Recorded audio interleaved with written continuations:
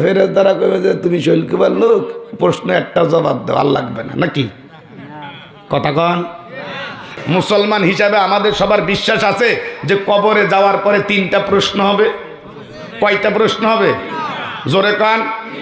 16 বছর যারা ক্ষমতায় ছিল, বাব্বারে বাবা কি জোর, কি শক্তি, কি পরিকল্পনা, এদের কবরে তা 3টা হবে না কথা কয় না। এদের কবরে 3টা হবে না। আজ কি কয় ফেরেশতারা একটু ডরে ডরে আসবে নাকি 2-1টা কমাবে?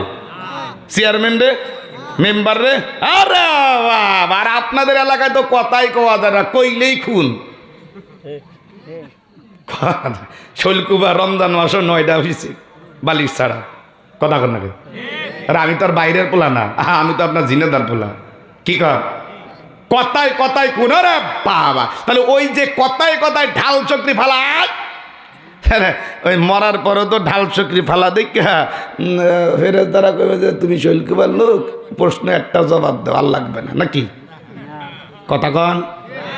বন্ধুরা আমার খুব ভালো করে বুঝেন, ভ্যান চালকের কবরে 3টা প্রশ্ন, রিক্সা চালনেওয়ালার কবরে 3টা প্রশ্ন, বাচ্চার কবরে 3টা প্রশ্ন, উজিরের কবরে 3টা প্রশ্ন, প্রধানমন্ত্রী কবরে 3টা, স্বরাষ্ট্রমন্ত্রী কবরে 3টা, এমপি মন্ত্রী মিনিস্টার রাস্তার ফকির তার কবরে 3টা।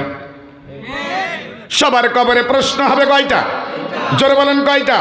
3টা প্রশ্নের জবাব যে দিতে পারবে তার জন্য জান্নাত। আর এই 3 প্রশ্নের জবাব যে না দিতে পারবে, ওয়াজের পর ওয়াজ শুনবো, বছরের পর বছর ওয়াজ শুনবো। আর আমাদের দেশের ওয়াজ তো শুধু শুনতে আসি। ও ভালো কথা, আপনারা মনে রাখেন এই জায়গায় আসার সময় একজন মনে হয় মসজিদে আপনাদের ইমাম সাহেব না হাফেজ সাহেব যাই হোক বলছিল যে হুজুর এত ওয়াজ হয় তা হেদায়েত হয় না কেন? যেই প্রশ্ন করছে যে হুজুর এত আসলে ওয়াজ কম হচ্ছে নাকি?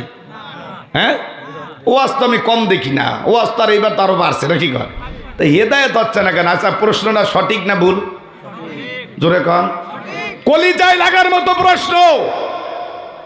এত মাহফিল, এত বক্তা, এত তাফসীর মাহফিল, একটা মাহফিলে যদি একজন করে লোক হেদায়েত হইতো, 5 বছর পরে বাংলাদেশে হেদায়েত ছাড়া লোক পাওয়ার কথা নয়।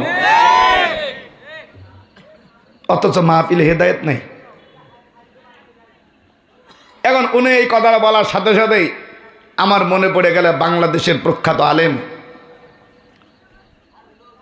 অলিপুরি হিসেবে আমাদের পরিচিত, জানেন তো আপনারা পুরা নাম কি? নুরুল ইসলাম অলিপুরি, সিলেটের। বাংলাদেশের ভিতরে যদি মোটামুটি মনে করেন 5 জন আলেম লাগবে, তার নাম আগে লিখতে হবে।